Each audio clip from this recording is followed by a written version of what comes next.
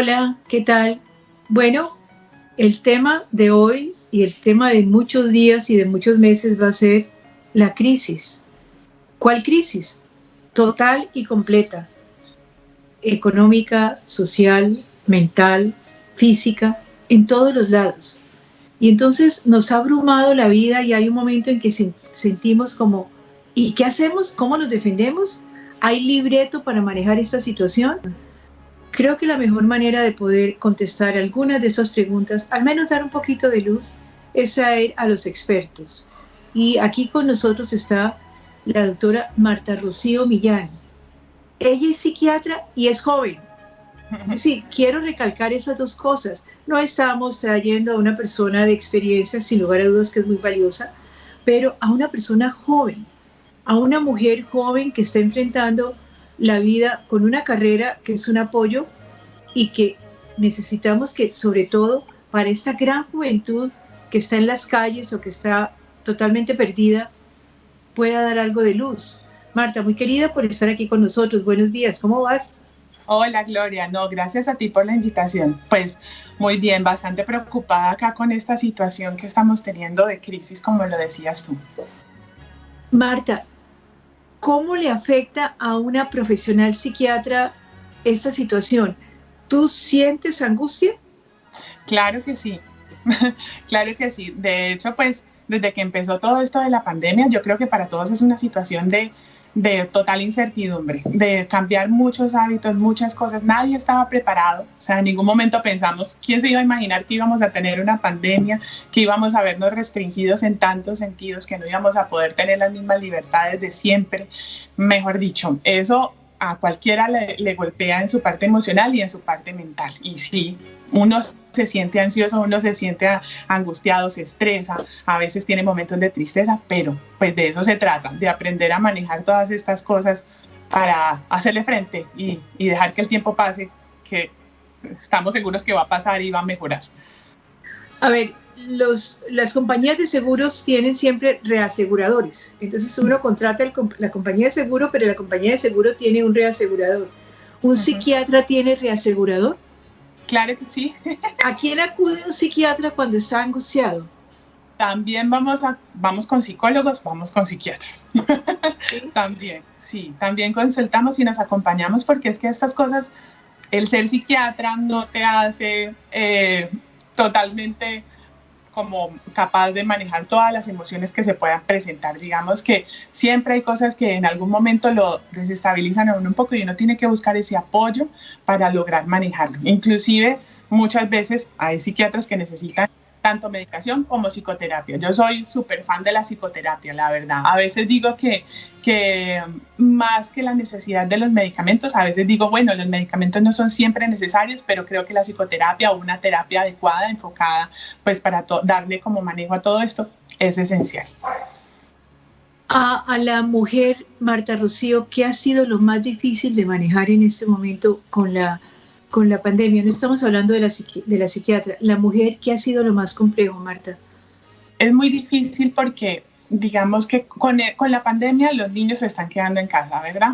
Ahí tenemos un factor difícil. La mujer tiene que trabajar y además a los niños que están en casa ahora, pues hacerse cargo de todo. O sea, si antes tenían que hacerse cargo de trabajar y venir a la casa y hacerse cargo de si habían hecho tareas, pues no, ahorita toca acompañarlos a que se conecten en la clase, que estén poniendo atención, que si no entendieron, buscar cómo se les explica, porque generalmente pues las mujeres son las que se quedan en casa. Hay mayores posibilidades de que la mujer sea la que está ahí pendiente de toda esta parte del hogar y además muchos hogares hay toda esta parte del machismo que tenemos muy social ahí marcado y del maltrato que muchas veces se presenta y son un montón de cargas que se van sumando y se ha hecho complicado para muchas mujeres.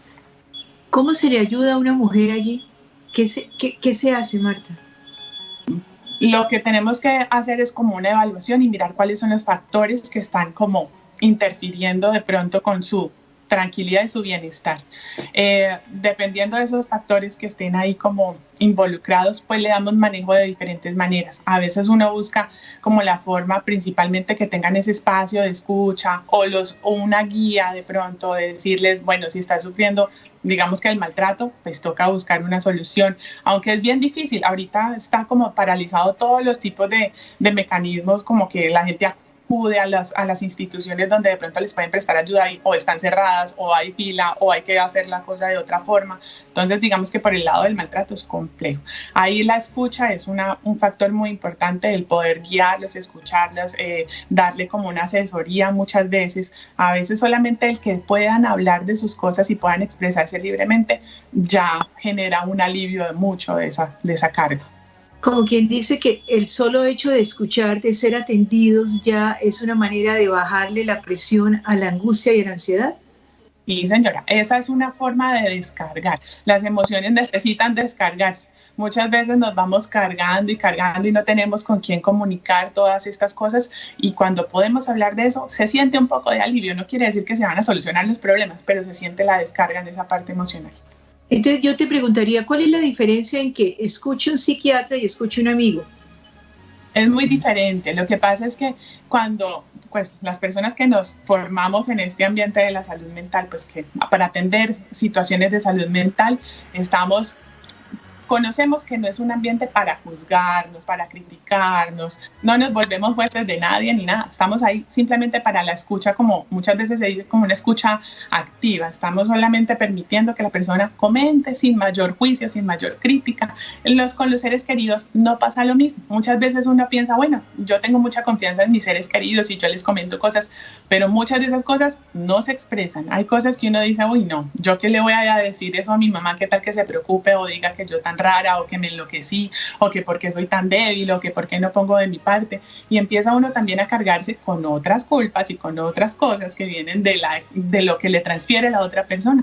Para eso son estos ambientes, como un ambiente seguro, un ambiente donde pueda uno hablar de lo que sea teniendo la confianza de que pues de ahí no va a salir y que tampoco va a terminar sintiéndose peor por lo que ya piensa y siente.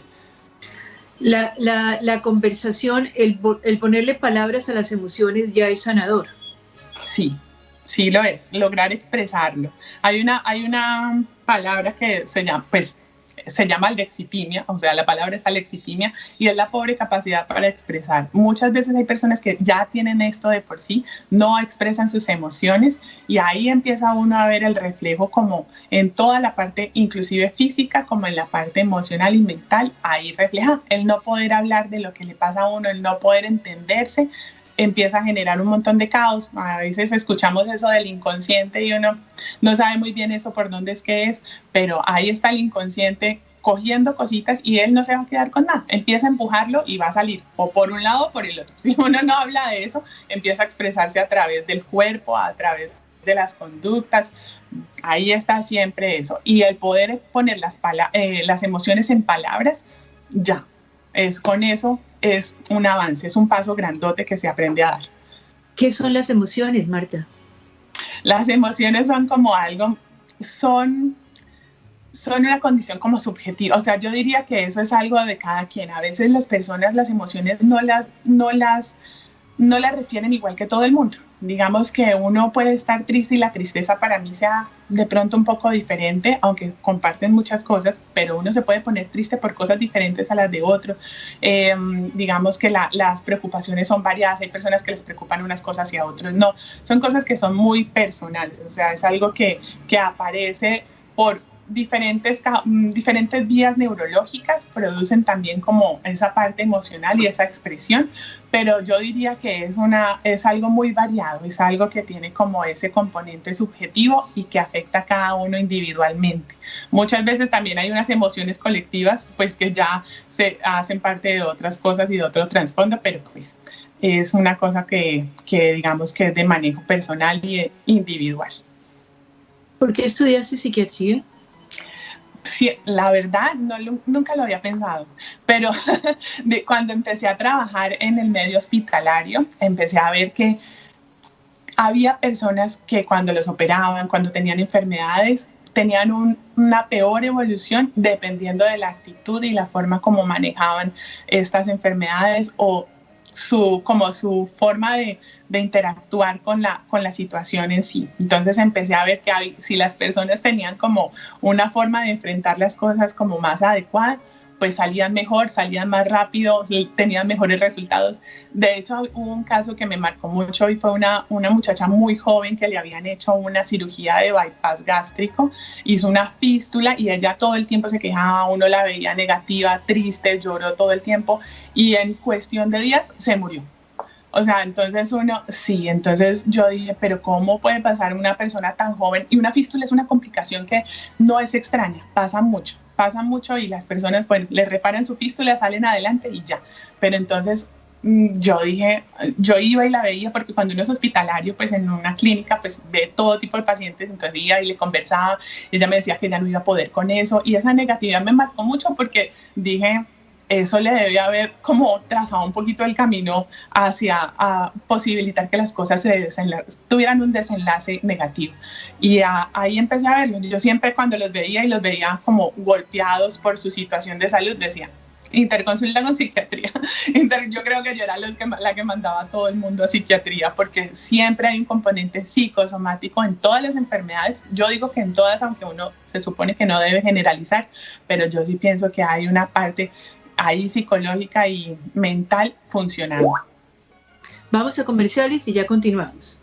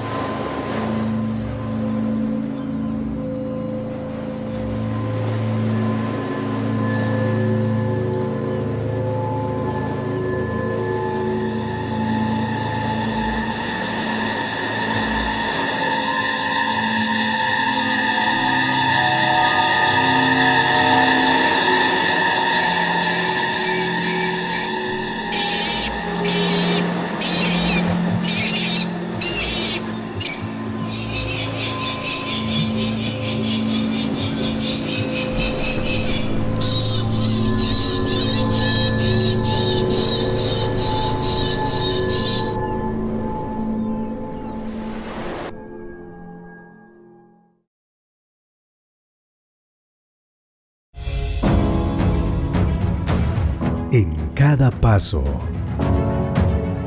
en cada día,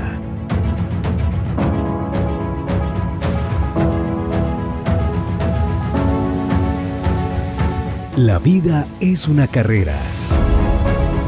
Córrela con comodidad. Fábrica de Calzado Rómulo. Más de 3 décadas comprometidos con el bienestar para tus pies.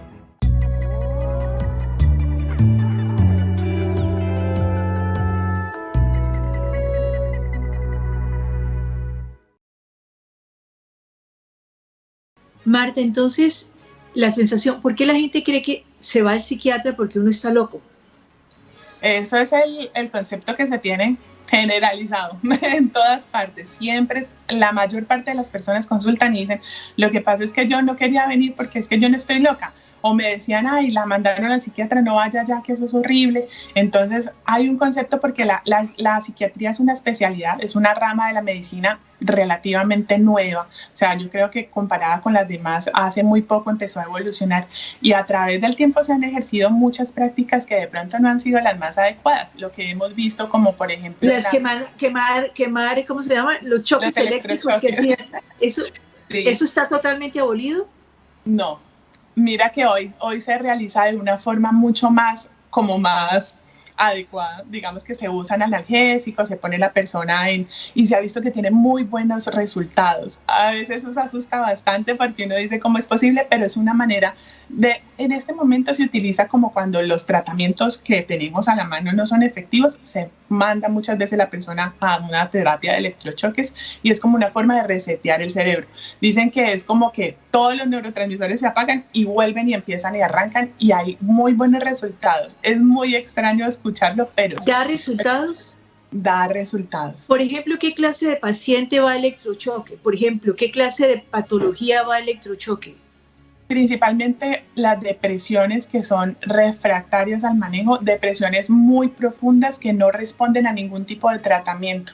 O sea, una cosa, una persona que deja de hacer absolutamente todo, de esas personas que vemos que no se vuelven a levantar de la cama, que no comen, que están poniendo como en riesgo su salud y a pesar de los diferentes mecanismos o diferentes intervenciones psicológicas y de la parte psicofarmacológica, no responden. Se hace y se ha visto que hay respuesta. Se ha visto que hay respuesta y llama mucho la atención, pero sí ayuda. Inclusive yo tengo, dime. Tengo colegas que dicen, no, si a mí me da alguna cosa rara, de una vez háganme electrochoques, que eso se supone que lo saca uno de uno, es como que lo reseteara. Y es muy extraño. Y los efectos secundarios, al contrario de lo que uno piensa, no son frecuentes, son muy raros. En el momento lo que más se presenta es que hay un olvido de las cosas. Se olvida de pronto lo que pasó el día antes o lo que pasó durante, pues afortunadamente. Y luego ya no hay mayor cosa, no hay mayor efecto secundario.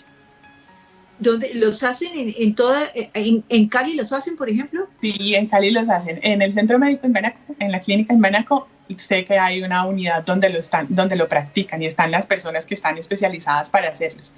Ahí es bien llamativo, pero sí, de Cali conozco ahí. Ya. ¿Y un hombre o una mujer drogadictos, por ejemplo, van para el electrochoque?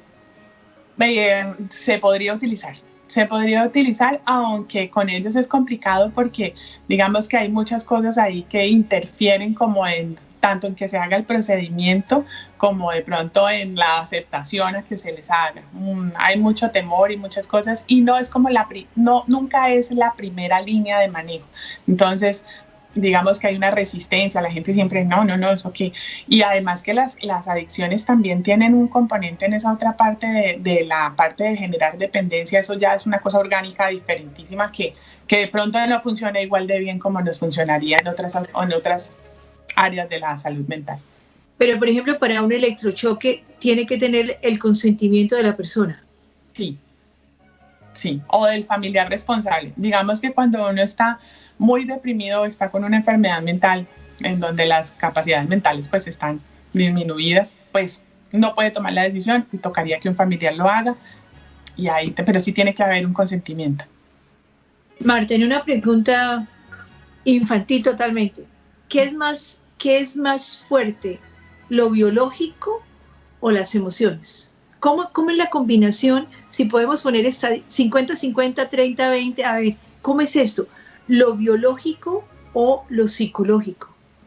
Yo diría, esa es una pregunta complicada porque yo pienso que lo biológico no es tan fuerte como lo psicológico. Yo pienso que la parte biológica es una parte, en algunas enfermedades el componente biológico es la parte genética es como fundamental, o sea, si se tiene, pues muy probablemente se va a desarrollar una enfermedad, pero las enfermedades mentales y de las emociones son multifactoriales, no basta solamente una cosa para que la persona presente los diferentes cuadros emocionales que puede haber. Hay la parte genética, muchas veces las personas no tienen la parte genética, pero tienen diferentes experiencias traumáticas, diferentes formas de relacionarse con los demás, los rasgos de la personalidad, las diferentes cosas que le han marcado su vida generan todo esto. A veces la persona tiene el componente genético, pero han tenido como las otras cosas, los otros factores ambientales, digamos biopsicosociales que uno dice, que le han favorecido y no se expresa la enfermedad. Es una cosa que todavía estamos estudiándola mucho porque no sabemos muy bien qué marca más. Para mí marca más la parte psicológica. Yo diría que a pesar de que uno tenga esa parte, hoy hablamos de esa parte biológica que se puede inclusive modificar a través de diferentes técnicas que escuchamos mucho hoy en día, de todo esto de la meditación y esas cosas que le pueden ayudar, le pueden permitir a uno que haya un cambio inclusive por allá genético, pero obviamente pues no es de un día para otro, de prácticas de muchos años que nos pueden generar que nos pueden beneficiar y prevenir. ¿Las creencias se vuelven biología? Sí, yo diría que sí. Hay muchos estudios que ahorita están mostrando bastante que hay como una repercusión de esa parte de las creencias en la forma de expresar las enfermedades. Digamos que empiezan a generarse cambios inclusive en el ADN que generan ciertas cosas.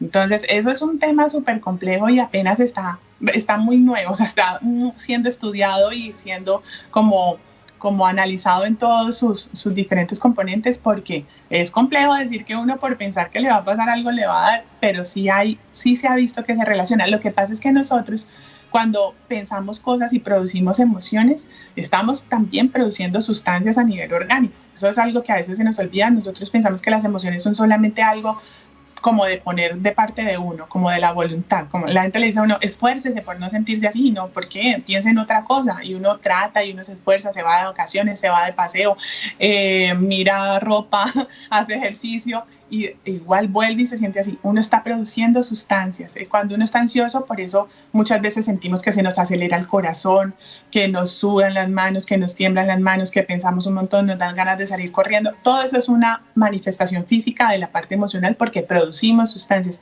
Y esas sustancias, así como tienen unos efectos que alcanzamos a notar, o sea, que nosotros nos damos cuenta como que se nos acelera el corazón, pues hay cosas que están sucediendo a nivel orgánico que no vemos, pero están generándose y están teniendo alguna repercusión en nuestro organismo. Por eso también hay muchas enfermedades de tipo, por ejemplo, hay muchos cáncer y muchas enfermedades como reumatológicas que hoy en día tienen claro que hay ¿Hay enfermedades de la cultura? ¿Hay enfermedades culturalmente? ¿Hay un cúmulo de enfermedades de acuerdo al momento cultural que se esté viviendo? Sí, yo diría que sí. Más que todo esas emocionales. Digamos que por ese lado, sí, ahí aparecen todas esas cosas y por ejemplo en las culturas que tienen como creencias muy mágicas y todas estas cosas, hay cosas que están muy presentes y se observan con mayor facilidad que en otras partes. Uno a veces se pregunta, pero ¿por qué todo el mundo tiene como eso mismo en este lugar? Y es porque tienen esas creencias y esas cosas que les influyen de forma grande. O sea, ¿las creencias religiosas influyen en las enfermedades? Yo pienso que sí, sí, yo creo que eso es un componente grande. Por ejemplo, digamos que cuando las personas tienen depresión, muchas veces, digamos que una de las instancias más avanzadas en las que se puede llegar a la depresión es el pensamiento suicida, o sea, pensar en morirse, en hacerse daño, en buscar la forma de acabar con todo.